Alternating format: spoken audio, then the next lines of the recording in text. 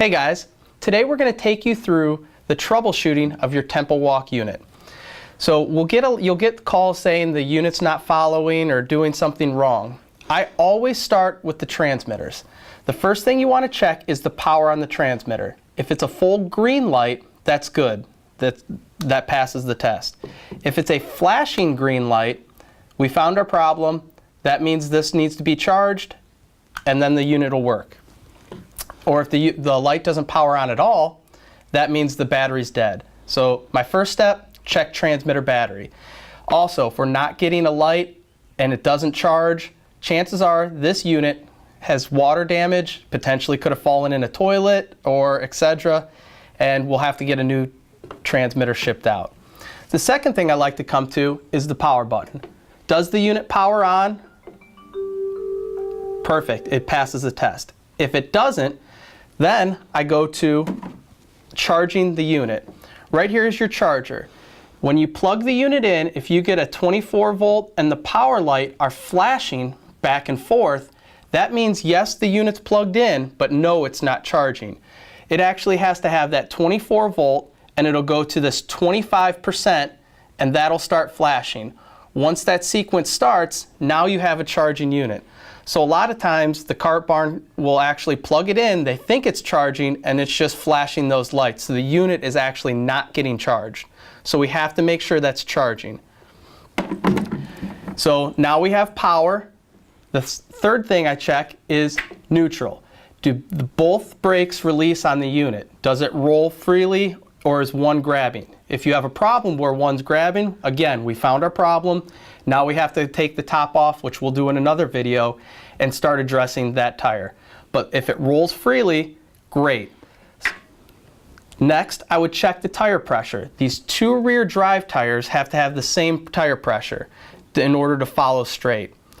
Then I would also check the front caster. Is it spinning? Is there something stuck in there? Is the tire pressure?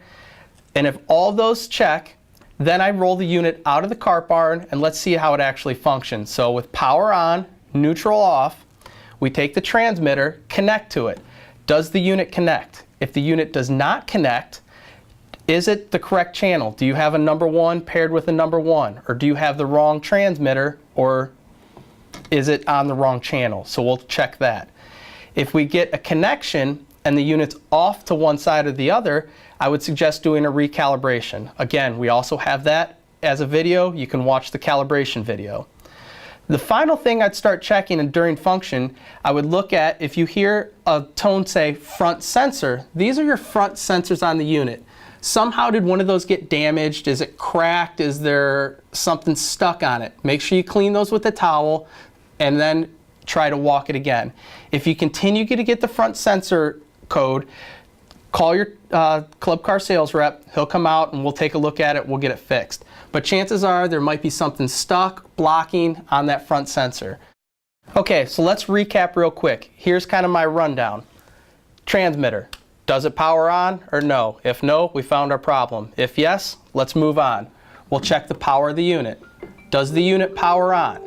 Does the unit go into neutral? Those quick checks. If not, flip your circuit breaker, found under your cooler. There's a video for that also.